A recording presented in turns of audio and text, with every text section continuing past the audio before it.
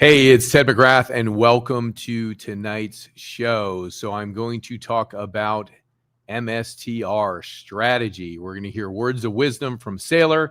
We're going to talk about the chop with strategy in terms of it being a treasury company, and it's chopping, and it's going down, and it's going sideways. So we're going to get into that, but I'm going to let Saylor take the floor on that. Number two, we're going to get into Tom Lee, and he's going to talk about why Ethereum is Wall Street's choice and why Wall Street is moving on to Ethereum. So I'm going to share some viewpoints from Tom Lee. And then number three, we're going to talk about BMNR as well after we hear some words from Saylor. And we're going to talk about why BMNR could be an incredibly valuable company moving into the future and what are the components that make it so. So again, not tax advice, not financial advice, not legal advice. Do your own research. And again, if you'd like to get a copy of my new book, Money Game, it's down below in the link. You can go grab it, and it covers everything from the history of money to traditional finance to the Federal Reserve to MicroStrategy, now known as strategy, to BMNR, to Ethereum, to Bitcoin, and to all kinds of different decisions that I've made from an investment standpoint. Not financial advice, but the book is new and it's free for my subscribers right now. Okay. So let's jump into tonight's show, and we're going to hear from Michael Saylor, what is going on with strategy. And then we're going to talk a little bit after about strategy and BMNR and what's going on with these treasury companies. All right. So without further ado, let's hear from Saylor. 180 public companies in the world now with Bitcoin on their balance sheet. That's according to BitcoinTreasuries.net. Strategy is the largest, the most prominent of these so-called Bitcoin strategies. Really sort of coined the concept. The company was one of a number of industry leaders in D.C. last week as well, pushing for the strategic Bitcoin reserve bill. So joining us now is Michael Saylor, Strategy's executive chairman. Michael, it's great to speak with you. Yeah, thanks for having me, Morgan. Okay, there's a lot to get to, but first I do want to start with the fact that there are reports that you were in Washington last week meeting with policymakers about this strategic Bitcoin reserve bill. How are you advising lawmakers right now, and why is the case there to create a strategic reserve? Well, I think Bitcoin's good for the nation, and then the country would benefit. We did buy something like 78% of the entire United States for about $40 million over the past 100 years or so. So I think the United States ought to own a large part of cyberspace, and Bitcoin is the next frontier. What does it do to prices, especially as they've been chopping sideways, even coming off a little bit recently? You know, I think the real story in Bitcoin right now is corporate adoption. We've got a consistent acquisition of Bitcoin by the big ETFs like BlackRock, and that's taking up all the natural supply, and they're doing that on behalf of institutional investors. But these 180 companies that are capitalizing on Bitcoin are buying even more than the natural supply being created by the miners, and they're putting upward pressure on the price. And I think that as we work through the resistance of late and some macro headwinds, we'll actually see Bitcoin start to move up smartly again toward the end of the year. At the beginning of this year, you and I in January sat down, had an hour-plus conversation at the ICR conference about this very idea, Bitcoin treasury, what you were doing at Strategy, and where it made sense for others to potentially adopt a similar concept as well. What are the types of companies that you're seeing lean into this, and at what point do you think it starts to accelerate if it does? Well, I think you've got two types of companies. You've got operating companies that would otherwise be returning their capital via dividends and buybacks, or they would just be holding low-yielding money markets. And they're choosing Bitcoin as a treasury reserve asset, so that actually improves their capital structure. It strengthens those companies. There's a lot of those. And then there's a second sort of company, the true treasury companies.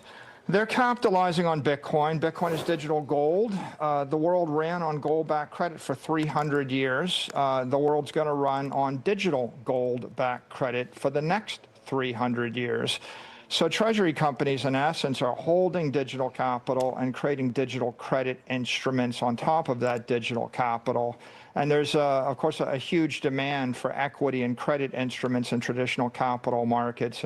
And Bitcoin is emerging as the ideal form of digital capital to back those instruments. Yeah, and I want to dig into that a little deeper here, Michael. But first, I mean, gold's having a huge run right now, too. It's at $3,800 an ounce. It's basically trading at record after record this year. But Bitcoin hasn't sort of moved lockstep. So how to think about that analogy in this environment? JP Morgan said gold is money, everything else is credit. This morning I said Bitcoin is money, everything else is credit. The success of gold is indicative of the demand of mainstream investors to have a bearer instrument that's a long-term store of value, that's not a currency derivative and doesn't have counterparty risk to a corporation. Gold fits that bill. Bitcoin fits that bill even better, and it's sort of got the digital upside. You know, you can't teleport gold, and you can't program gold to vibrate at 1,000,000 times a second on a computer. So Bitcoin is the technology version of gold. It's digital gold. It's going to be, in my opinion, 10x bigger than gold, but they're the same idea. How do you compare that to Ethereum, which investors seem to be very hot on, and we're starting to see Ether treasuries built out, holding companies built out as well, like Bitmine. And then you've got stablecoins as well, which seem to be surging. Just a few minutes ago, headlines that Tether is seeking between $15 billion and $20 billion in exchange for a roughly 3% stake through a private placement, for example. You know, Bitcoin has emerged as digital gold. There's consensus. What do you want to do with gold? You want to issue credit. You issue credit against the underlying capital asset. It's going to be the primary monetary crypto. Ethereum, Solana, the other tokens, they're emerging as sources of digital finance. Their use case is networks to circulate and tokenize stablecoins, tokenize currencies, tokenize securities, tokenize real-world assets, and implement DeFi. And so the future of those networks is going to be determined by technology, by regulation, by competition, and of course by the execution of those management teams.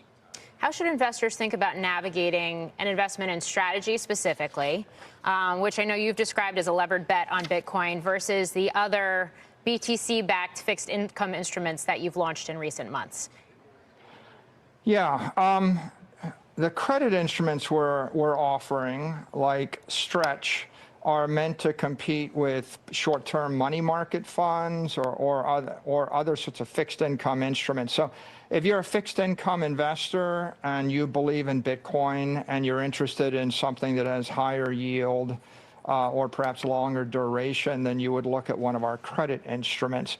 If, on the other hand, if you're a Bitcoin maximalist and you actually want more Bitcoin, then our equity is actually got credit amplification in it. So the equity is amplified Bitcoin.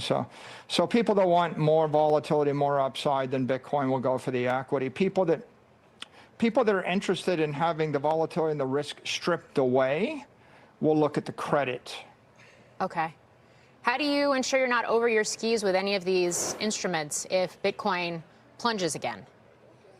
Well, we've got about $70 to $75 billion of Bitcoin.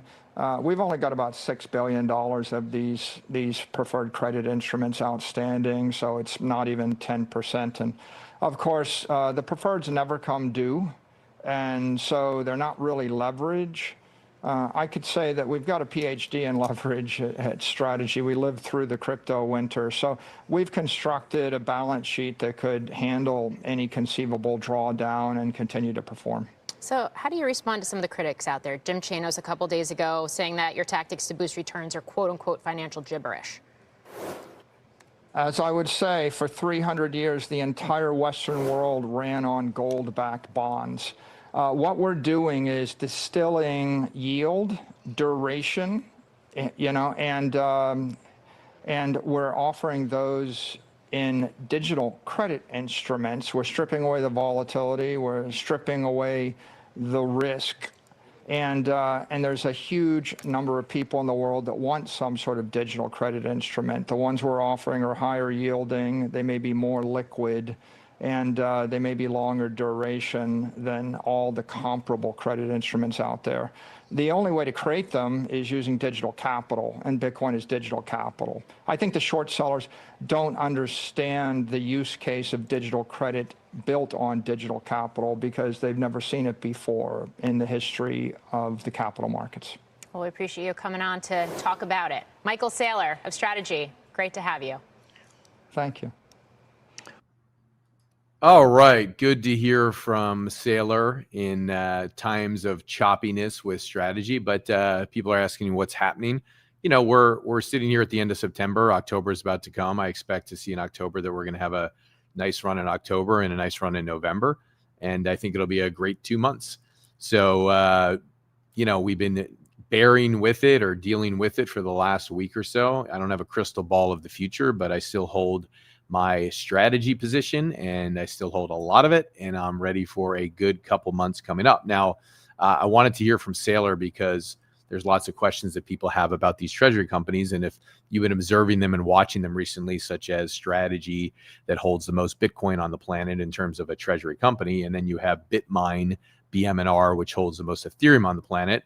You know, the main goal of these companies, which are treasury companies, or excuse me, companies that hold Bitcoin in their treasury or they hold Ethereum in their treasury, is the goal of BitMine is to grow your Ethereum per share, and the goal of Strategy is to grow your Bitcoin per share.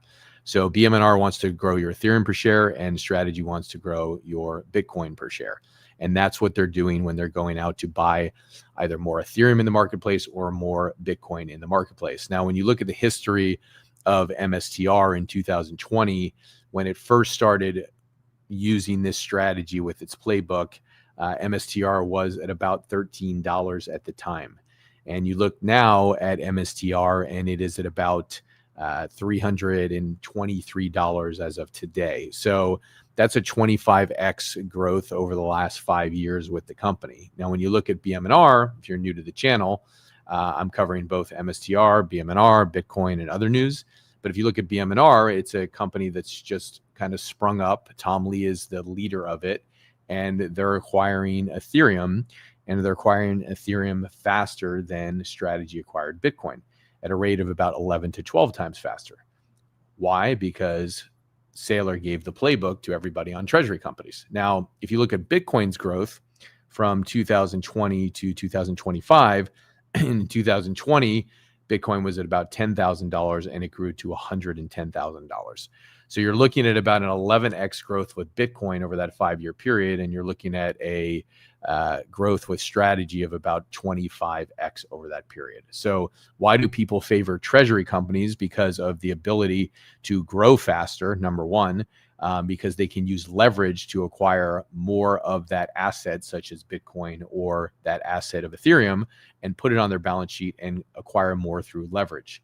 And as they acquire more through leverage, they add more Bitcoin per share or Ethereum per share for the shareholders. So why do people invest in it? Because it has the opportunity for higher upside.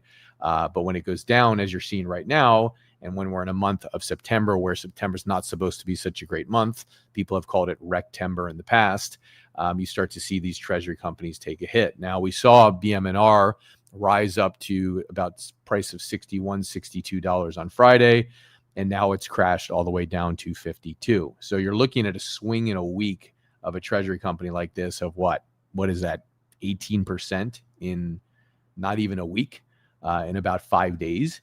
So they're very, very volatile. I can only sit here and speculate based on my knowing and watching of MSTR over the last, year and a half since I've owned it, that we're sitting in a time where things are choppy. And when things are choppy, we're watching these things that are more volatile go down. And so BMNR is down right now. Strategy is down right now. But I expect to see big moves in October and November. So I'm bullish on the stocks. Right now, it's hard to be bullish when you're looking at your stock go down. But at the same time, I think we're going to have a good couple months. So let's just go through the fundamentals if you're just joining the channel. I wrote a whole book on this. So if you want to go get my book, Money Game, it's down below. I'm giving it away free to my subscribers for a limited time. And it basically goes through all of this that I'm talking about right now in detail. It goes into BMNR in detail, MSTR in detail, Bitcoin in detail, Ethereum in detail, why Wall Street's moving onto Ethereum and onto that blockchain, and why there's a huge move that's going to that. It talks about the history of money, it talks about the history of the Fed, and it just gives you why 10% rates of return don't cut it in this economy with taxes, inflation, asset inflation, and management fees. So if you want the whole scoop, it's all in the book. It's at a 5th grade level. I've simplified it, okay? But to get into some very specific things that are interesting to watch with these treasury companies, if you just missed Saylor, I just played a whole video of him talking. It's always good to go watch him. So go back and watch the video because he really reinstills hope and optimism to everybody. But the interesting thing with these treasury companies that we just need to look at in the simplicity of what they do, BMNR just did the same thing that MSTR has been doing. And so it's wrapped up in a different wrapper, but it's the same play per se. And what they did on Friday was they decided when the stock was way up at 61 or 62, they issued more shares in the marketplace. They happened to go issue more shares in the marketplace at a premium. So they issued them at $70 when the stock was trading at 61. So that's a 14% premium to what the stock was trading at. And they then took that money and they went to go buy Ethereum. Now, this is the classic playbook of what strategy's been doing for the last 5 years. The stock goes up, they issue more shares in the marketplace, people buy those shares, they take the money, they buy more Bitcoin. So this is a classic treasury play that's happening right now. I give you the analogy and the metaphor, not to say that strategy is never going to go up again and strategy's done. I don't believe that's true. Not financial advice, but I'm holding on to my strategy and it's still the largest portion of my portfolio. Okay. So with that, I give you the comparison of strategy in 2020 to 2025, $13 to $320, and as high as $460 or so during regular trading hours back in 2024. And after hours, it went over $500. So I make that comparison to say that we are at the beginning of what I think is the next MSTR, and that's BMNR. And I believe that because they are following Saylor's playbook to a T. And at the end of the day, you're going to have a couple really big winners who dominate the market. Nobody's going to catch MSTR on the Bitcoin acquisition in terms of treasury companies.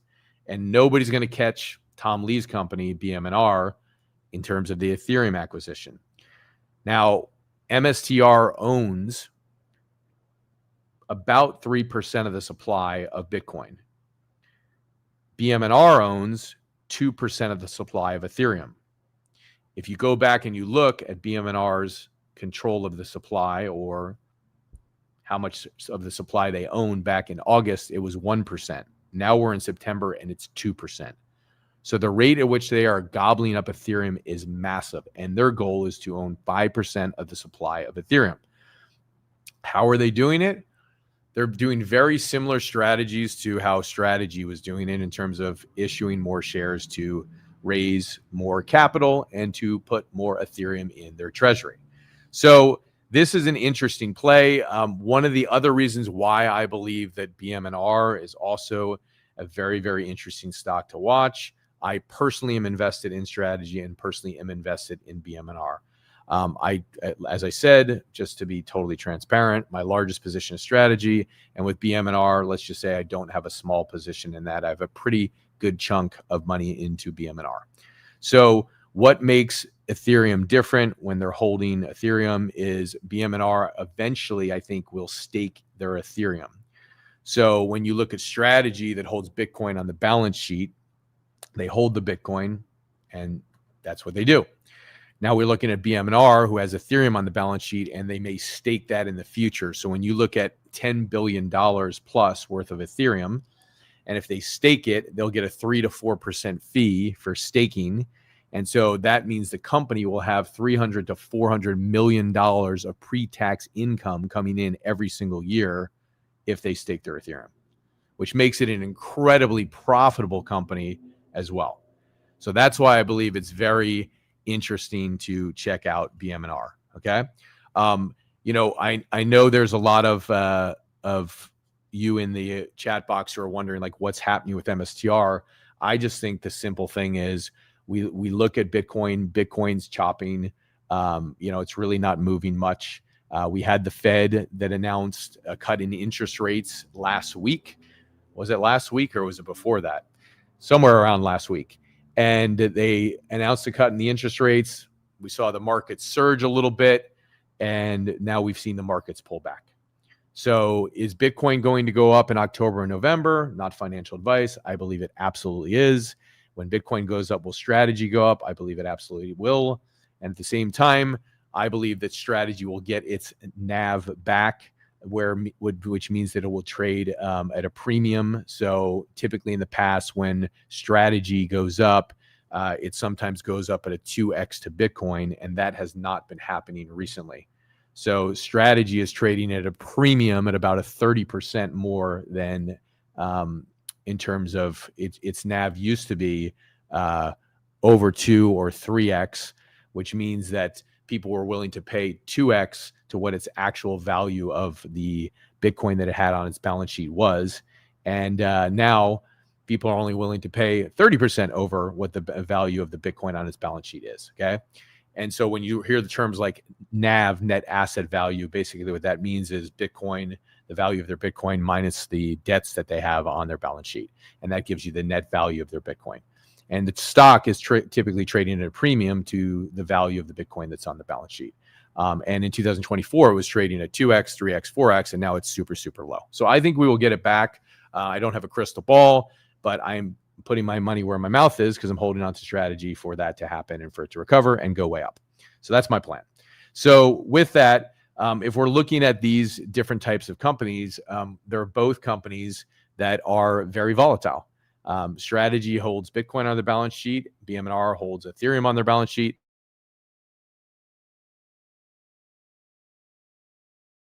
No, it's very, very, if you don't know what you're doing, it can be very risky. It's definitely very volatile. So if you're watching this stock, you'll see it move up and down for both MSTR and BMNR quite a bit.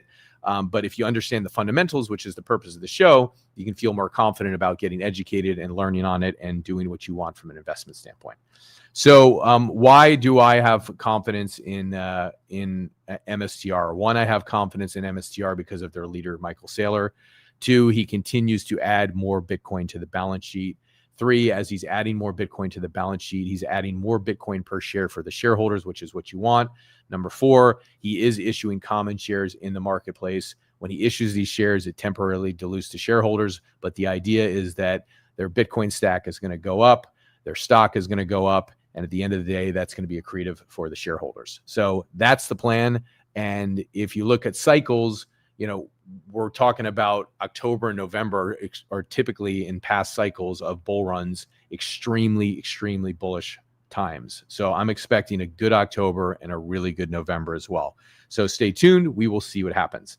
Now, there is some talk about how this is a different kind of cycle. If you look back in 2024, we started to get a lot of institutional investors coming into the game. Prior to this, it was lots of retail.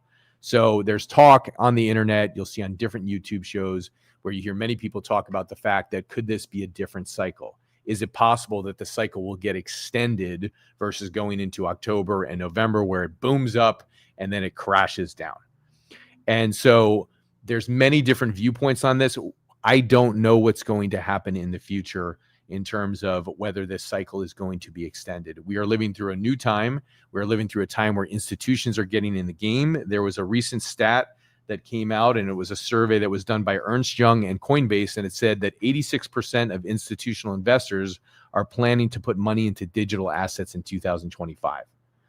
So the move of institutional investors going into digital assets like Ethereum, like Bitcoin, like strategy, because a large percentage of institutions are invested in strategy. BlackRock owns 5%, lots of pension funds own strategy. And so when you look at the money that's institutional, that's flowing into Bitcoin, that's flowing into Ethereum, it's massive now. So it's a different kind of cycle. With that said, I still think we're going to have an October cycle and a November cycle that's traditional like we've had over the last bull runs in the past.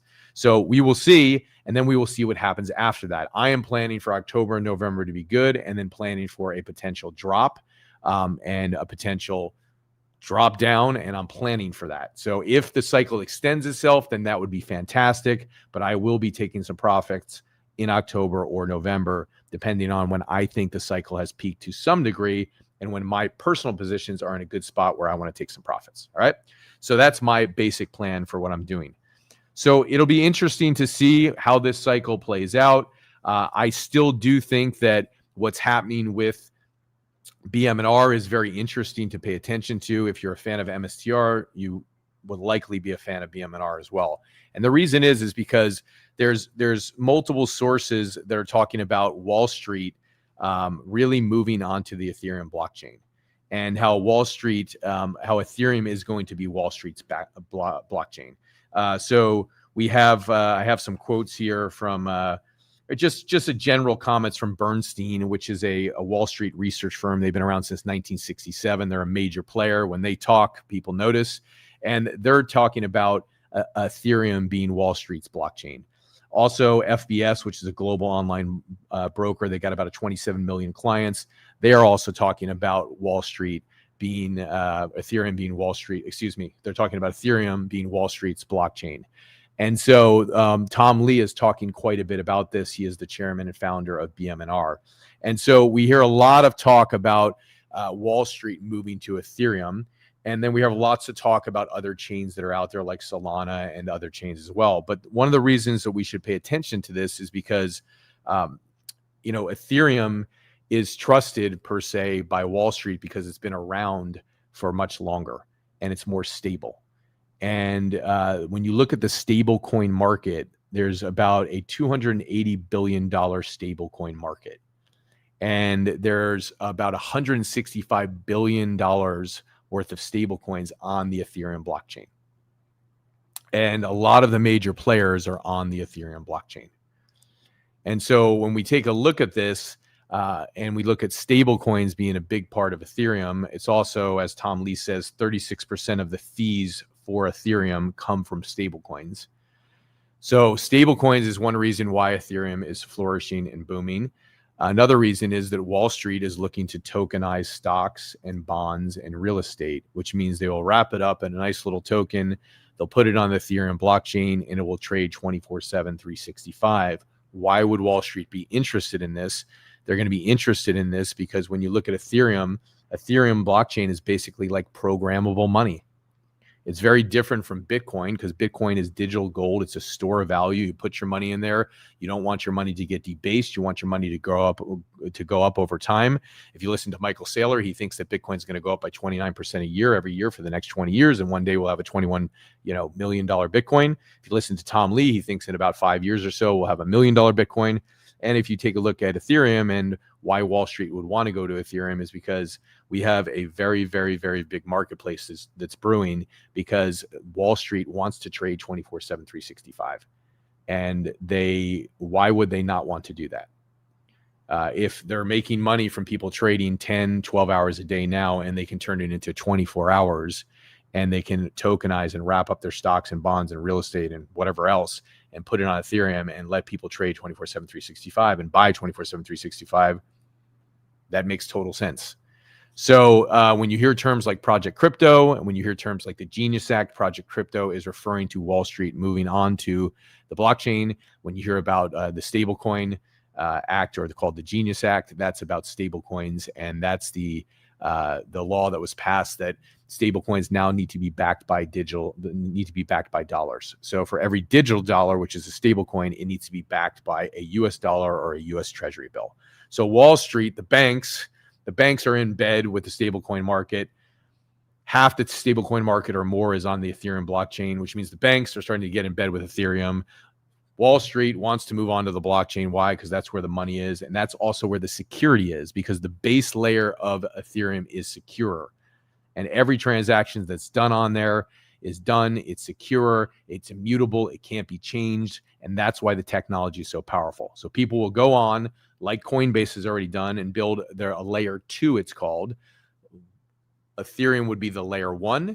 And then companies like Coinbase and Robinhood and all their different kinds of companies would build their layer 2 on top of that so that they can run transactions on top of the Ethereum blockchain. And the transactions can run faster, and then they can settle on Ethereum, which is the layer 1. And when they settle on Ethereum, Ethereum will get all those fees. Make sense? So that's part of the game and why Wall Street's moving. So I think it makes sense to pay attention to what some of the players are saying in Wall Street. Obviously, Tom Lee has a vested interest in Ethereum working out because BMNR is the largest holder of Ethereum on the planet in terms of corporate treasuries. So, take it, you can take it with a grain of salt, but you can also take it with the fact that Tom Lee has Wall Street, like he's right in their ears, and they pay attention to him and they listen to him. And if you look at some of his investors, we look at Peter Thiel, and Peter owns about 9.1% stake in BMNR. You got ARK Investors, her company's in there as well. We've got Pantera's in there as well, and then we've got Kraken's in there as well. So we got a lot of major players that have invested, and there's more people have invested in the company. But you pay attention to where the big money's going, the blue chip investors, and see what they're doing. And you look at a guy who's got Wall Street kind of right next to him at all times, metaphorically, and you should pay attention to what he's saying, because I think he's smart. And he's also the guy who predicted Bitcoin in 2017 when it was at $1,000. And he was saying, hey, to all of his investors, you guys should put a stake in here of 1% or 2% of your portfolios into Bitcoin. And when it was $1,000 in 2017, people were laughing at him, saying, "You're crazy. What are you foolish?" And now Bitcoin's at $110,000 or $112,000. So he was obviously right in that fact. And then there's something called the power law. So when you look at strategy and you look at BMNR, they are the two power companies. Nobody's going to catch them. And the idea with this that Tom Lee talks about is the bigger they get, the bigger they get.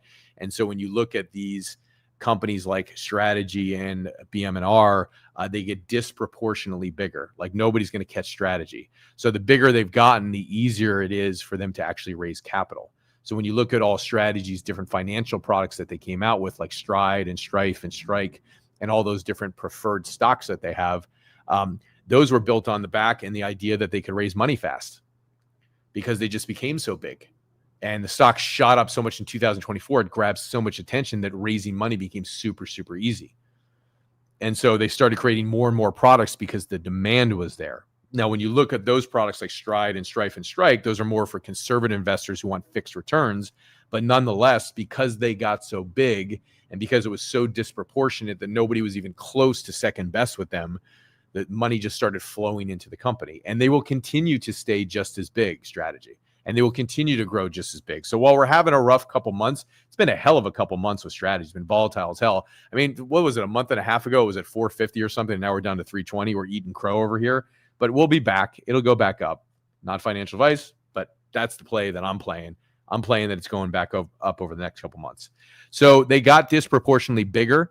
And they just grew, and so it became easier to raise money. And so when you look at BMNR with Ethereum, they are also disproportionately bigger, and nobody's going to catch them. They're not even going to come close. I heard some rumor on some video that I was watching that there might be a rumor that BMNR might buy ETHZilla. ETHZilla is not like number 5 in terms of the size of treasury companies, because on October 7th, apparently they're having a special board meeting.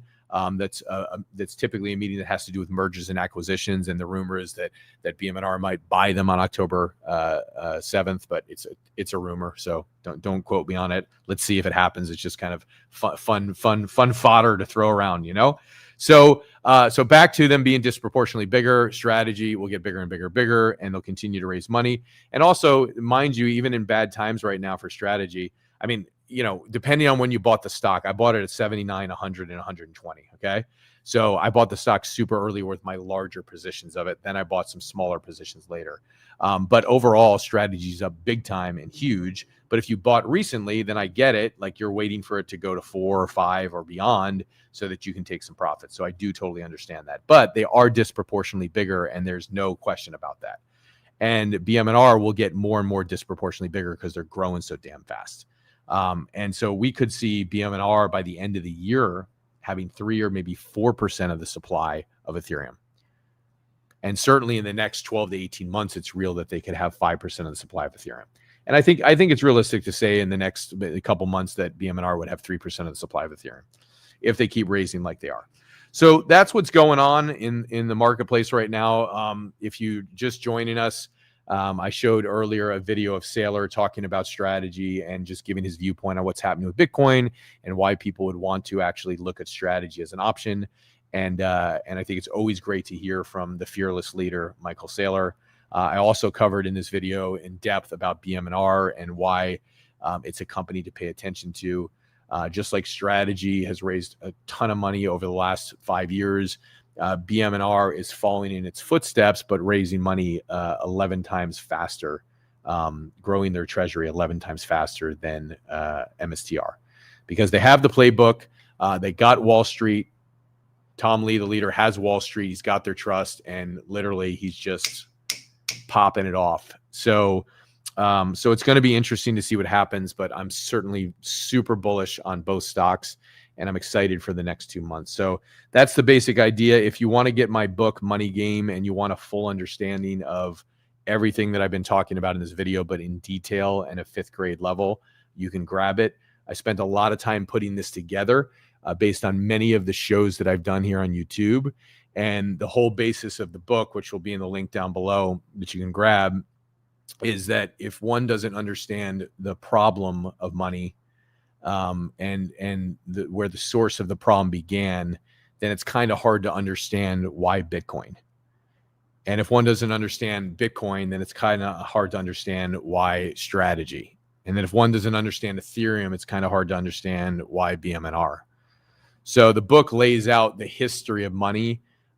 It breaks down all traditional investments, from 401k plans to mutual funds to, different types of investments out there.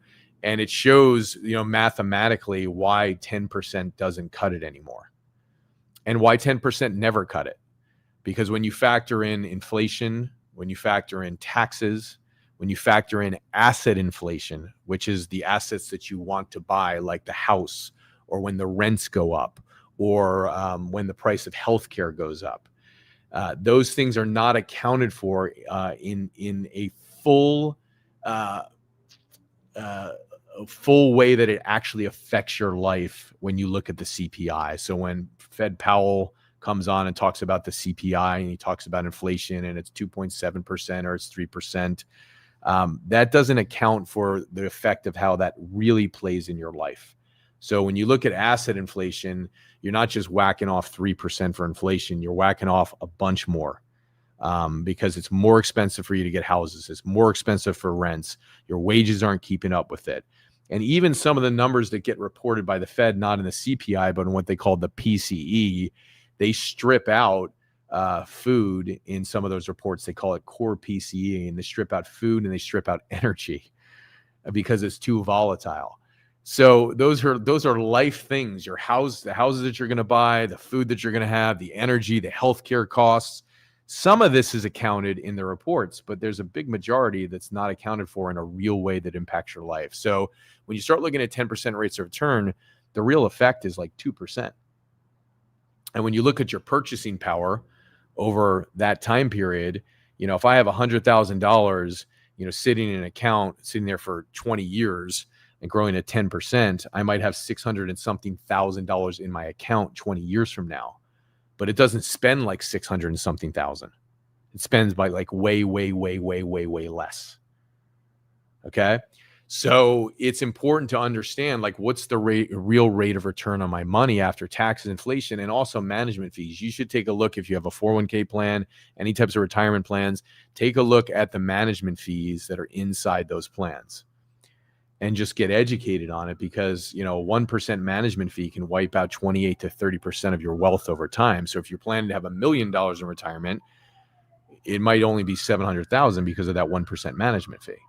So these are things that I reveal in the book. I also break down how the Fed actually works. So if you want to know how the money system works, I break down exactly how it works in 5th grade so anybody can understand it. Because the challenge with what we hear when the Fed comes on and they talk about these numbers, one, it's spoken in such a language that is so mechanical and so financially not literate for the rest of the population that it's very easy to confuse a group of people and confuse a population.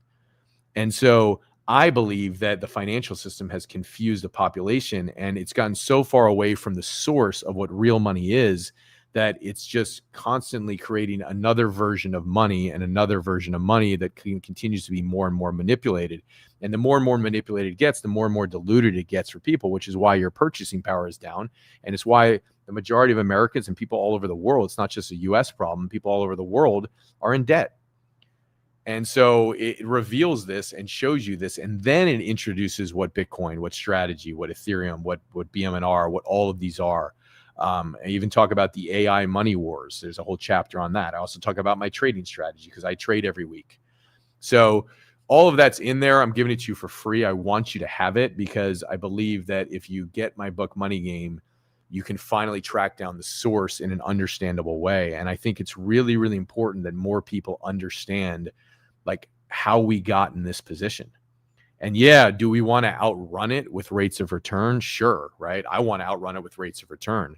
And I do extremely well, way, way, way, way, way, way better than the S&P 500 in terms of my investment portfolio.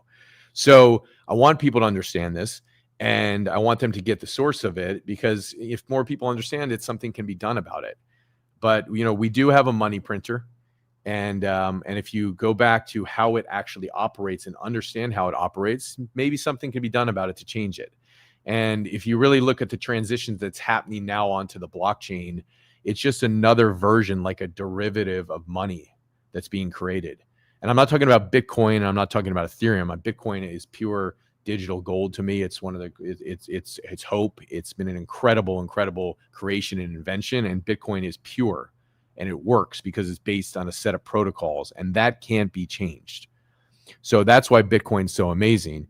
But when you look at the manipulation of the actual money supply that's been controlled by governments, that's the problem. And so when we got off the Bitcoin, when we got off the gold standard in 1971, that's when the dollar became fake, and Wall Street sprung up so big because of that. Because there's no way you could have this amount of leverage in the marketplace if every dollar had to be backed by gold. Wall Street, as Tom Lee says, would be small. It would not be big. It would be a much smaller industry. And they call it a synthetic dollar, but let's call it what it is. It's a fake dollar. And so all of this is in my book of fiat. You hear the term fiat currency thrown around. Fiat means decree or statement. So when you hear a fiat currency, it means that your currency, no matter what country you're in, is only as good as the statement of what your government says it to be. It's worth something because they say it's worth something. It's not backed by anything except the goodwill and the trust you have in your government. Fiat means decree, statement. That's what it means. You know, if we just called it that, it would be funny. So there's lots of terms that are dressed up in complex ways. Also, if you want to understand how the Fed actually operates, you know, it's used and dressed up in terminology, but the way the Fed operates is pretty simple. You know, when money goes to the U.S. Treasury, they call these things treasury bonds and things like that. Let's just call it what it is. It's a loan. And do you know who the actual U.S. government, the Treasury, gets a loan from? In many of these cases, where they get the loan from is from private bankers. So when you look at how the Fed exists, the Fed exists with 12 regional banks, these Federal Reserve banks. The Fed is kind of a public, it's in public service, but it's a public-private hybrid. And the Fed is actually owned part by private banks like JP Morgan, Chase, Citibank, etc. And they actually own shares in the Federal Reserve banks. So when the U.S. Treasury needs a loan, it doesn't go to the Fed for a loan. The U.S. Treasury goes to the private banks, and the private banks give the U.S. Treasury a loan. So you can dress it up in terms that the world, like a treasury bond, it's an IOU, dude. That's what it is. It's a loan. Jimmy's walking down the street. He's like, Johnny, I need a loan. Give me a loan for $100. Johnny's like, I'm going to charge you 5 points on the loan. Okay, let's do it. This is what's happening, right?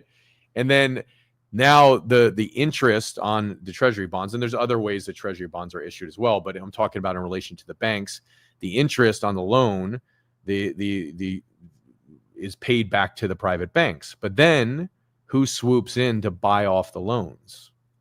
The Fed. So the Fed goes to the private banks and they go, we don't want you holding those loans for too long. So what we're going to do is we're going to buy the loans back from you with freshly printed money. The Fed prints the money, buys off the loans from the member bank, from the private banks. The private banks keep their skim. They keep their fee on the spread. Now the Fed holds the loan. And now the U.S. Treasury or the government is in debt to the Fed and starts paying interest to the Fed. And this is how the system works. And then the money that was printed that goes to the private banks then comes down the chain to you. And then you start getting loans from those banks, you and me. And we start getting loans from those banks for what? Houses, like 7% loans, right? Need loans for businesses, 5, 6, 7% loans. And meanwhile, that was just fresh printed money that came out. And then let's not even start to bring up the concept of credit cards, because now credit cards are then created by these banks as well. And then if you're late on a payment, all of a sudden your 27% or your 20% interest can go up to 30%. But let's just even talk about the 27% interest out of the gates or the 20% interest out of the gates. And these ridiculous amounts of like percentages are charged from money created in thin air. And that's what's happening in the marketplace. And that's how the U.S. the U.S. financial system works I'm giving you the conceptual way. You can go study it to learn all the different financial terms that they use, but that's the concept of how the game is played. And, if you just went from like A to B, it would be so glaringly clear of what's happening. But instead, it's got to go from A to B to C, back to B, back to C, over to D. And it's this one loop where it's like it's hard to trace the truth of what's happening. So if you really want the truth, I have an entire chapter devoted to it in my book, Money Game. You can grab it. It's free. I'm giving you the book for free. But I'm like super passionate about the source of all of this to understand it and to break it down for people so that we can understand what kind of problem and what kind of society we're living in. And we can sit here and be blinded and go, let's put the blinders on and just chase after these returns and hope that Bitcoin goes up. But when you understand the source of the problem and where the truth of money became a lie, and you can get back to the source of the truth, then you can understand what's happening. You can trace it all along the way and be like, wow, this is where it's manipulated, this is where it's manipulated, this is where it's manipulated. And then you can understand Bitcoin of, wow, a new source of truth. Oh, thank God, right? A new source of truth that can actually outpace monetary debasement, the debasement of your currency. It can actually outpace it. So it's the first opportunity that I see of something that can actually consistently and I think stably outpace it when you look at it over multiple year periods. And Bitcoin has that opportunity to do it, and certainly to outpace the S&P, because the S&Ps are not going to do it for you. Just my personal opinion. It's just not going to do it. It's S&P, after you take out taxes, inflation, asset inflation, fee. Well, it doesn't have high fees. S&P barely any fees, but just taxes, CPI, which is inflation, and then you take out asset inflation, and you're getting crushed on your returns on the S&P. You ain't getting 11, 12, 13%. Cut that in half, and that's being generous to cut it in half. Generous. It's less than half. So you got to have something like Bitcoin, because you're still going to have monetary debasement, because we're not getting out of this. We're not. It's not designed that way. There would have to be an entirely new money system that springs up with entirely new controls. And right now the plan isn't to get out of it, because the printer just goes and goes and goes. And that's how the system works. And we're $34 trillion in debt in the US. And then all these other countries have their problems as well with monetary debasement, because this isn't just a US problem. It's all over the world. So you have these massive problems with monetary debasement of the printing of money. And how are we going to get out of $34 trillion in debt? There's not a plan to do that. There's not. Because any logical person would be like, hey, if I just go buy a whole bunch of Bitcoin, I might have a chance to get out of debt. What else am I going to buy that's going to be a chance to get out of debt? Nothing. So that's the story there, Morning Glory. And, it's fun to talk about these things, to really look at what's happening from a global perspective, because I've always believed that when you can spot truth, then you can fix the problem. And when you can spot truth, you can actually win the game. But if you got half the truth and let's say I have half the truth and I'm trying to chase returns in the marketplace and I want to do all these things, I got to lift my head up and go, well, what's the real truth? What's really going on? And then I can assess it and go, what's really happening? Okay, so I don't just have to outpace 3% inflation and taxes. I got to outpace a hell of a lot more than that. And so that means that my personal returns need to be way higher than 10%, even 20%, even 30% to get ahead. To really get ahead, to really flourish and prosper and really get wealthy. So that's the idea. I hope it serves you. And I hope you enjoyed it. Recap of tonight. Number one, strategy. Still hopeful for strategy. I'm very optimistic over the next couple months, and I'm holding on to my positions there. And I will let you know when I decide to sell off something in strategy and take profits from it. Number two, I'm extremely bullish as well on BMNR because I think it is the next MSTR, and that's why I invested in it. Just so you know, my cost basis in BMNR when I first bought it was $60, and I put the big chunk of money in at $60, and then I traded it all the way down. So I lowered my cost basis to about $48 trading it. So my cost basis really is probably sitting around $48, but I was perfectly happy with buying it at $60 because I believe it's going to go way higher. So that's with BMNR. And then also finally talked about Saylor came on and he talked about what's happening with strategy, what's happening with Bitcoin. So you can go back and watch that video if you missed it because I played it on this show. And that is it for today. My book Money Game is down below. You can grab it for free. It's a great book. I hope you enjoy it. And I enjoyed being here with you. I'm going to go to bed because it's getting late. Have a great, great night, and I'll see you soon.